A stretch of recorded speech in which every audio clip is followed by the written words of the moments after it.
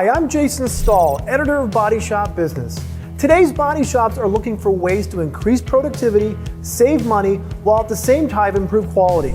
Sometimes a review of how some of the basic processes are performed can lead to significant improvements.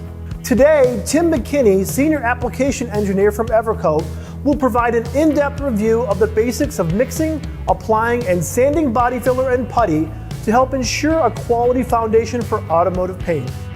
So, the number one cause of pinholes right here. Look at the surface. You can actually look and see some of the air pockets trying to work their way out. What we want to do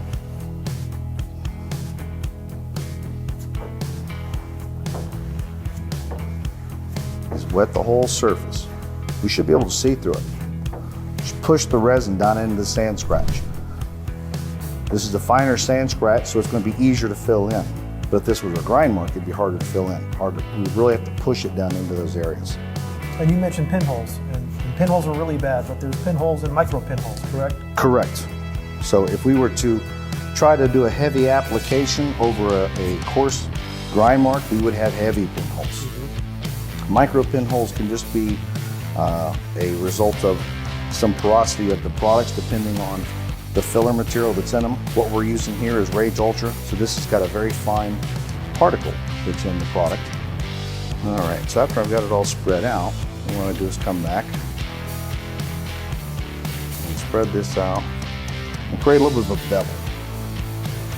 The reason I want to do that is I want to make it easier to sand into that 180 grit sand scratch that I made a moment ago.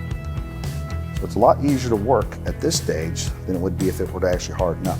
So I'm going to take my alcohol wipe here and clean it up.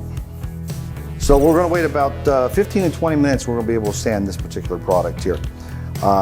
Typical body fillers are going to range around that same time frame, about 15 to 20 minutes at about 72 degrees.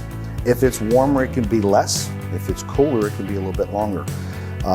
Work time on these products is all given at 72 degrees, so obviously if it's going to be used at a cooler temperature, it is going to take longer for it to reach a sandable stage, and you're going to have a longer work time. And likewise, if it were going to be used in the summertime and it's got a higher ambient temperature, it doesn't take quite as long for it to kick off, so it's going to be a shorter working time and a shorter sand time. We still want to stay pretty true to the catalyst rate at 2% and using the information on top of the can. Because if we go radically low, well then we're under catalyzing, possibly. And if we go much higher, then we're over catalyzing.